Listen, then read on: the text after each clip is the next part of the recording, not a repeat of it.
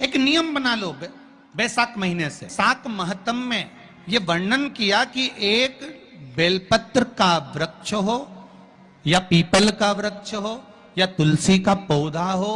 या आंवले का वृक्ष हो या बट वृक्ष हो, उस वृक्ष के नीचे बैसाख के महीने में जो जल समर्पित करा जाता है, उस जल की पुण्याई इतनी प्रबल हो जाती है कि व्यक्ति के जीवन में जितना पाप कर्म करा होता है वो सब निष्फल हो जाता है, वो सब समाप्त हो जाता है।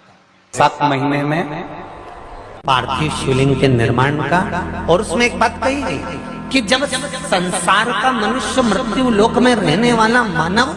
मृत्यु लोक में रहने वाला मनुष्य मिट्टी के शिवलिंग का निर्माण करता है, पार्थिव शिवलिंग का निर्माण करता है, और जिस घर में पार्थिव शिवलिंग का निर्माण होकर उसकी पूजन होती है, घर का सदस्य उस पर अगर एक बूंद जल समर्पित कर देता है तो जितने घर के सदस्य होते हैं उस पार्थिव शिवलिंग के निर्माण को करने वाले होते हैं, पूजन करने वाले होते हैं, उनको 6 महीने तक किसी बड़ी बाधाओं को झेलना नहीं पड़ता, वो दुख अपने आप कट जाता है।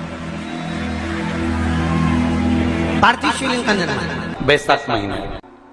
बैसाख के महीने में मिट्टी के पात्र में जो रात्रि भर जल रखा हो, मिट्टी के पात्र में, अगर आपके पास में घड़ा हो, हंडा हो, नी हो, तो दिया हो, दीपक हो, कुल्लड़ हो, कोई भी तुम्हारे पास में जो मिट्टी का पात्र, उसमें जल भरना। वो जल बैसाख के महीने की किसी भी सोमवार के दिन, किसी भी सोमवार के दिन, बैसाख महीने या किसी प्रदोष के दिन या बैसाख महीने के शिवरात्रि के दिन, वो मिट्टी के पात्र का जल अपने घर के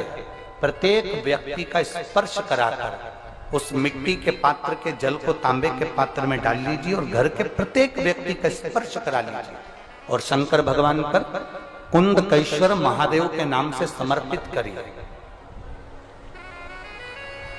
कुंदकेश्वर महादेव, कभी जीवन में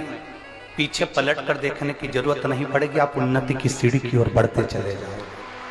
बैसाख महीने में मिट्टी के पात्र का जल भगवान शंकर को समर्पित होना चाहिए,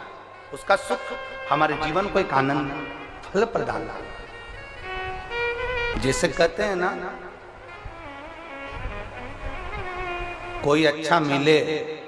ना मिले, धन मिलने से कोई भाग्यशाली नहीं होता, सत्ता मिलने से कोई भाग्यशाली नहीं होता, वैभव मिलने से कोई भाग्यशाली नहीं होता,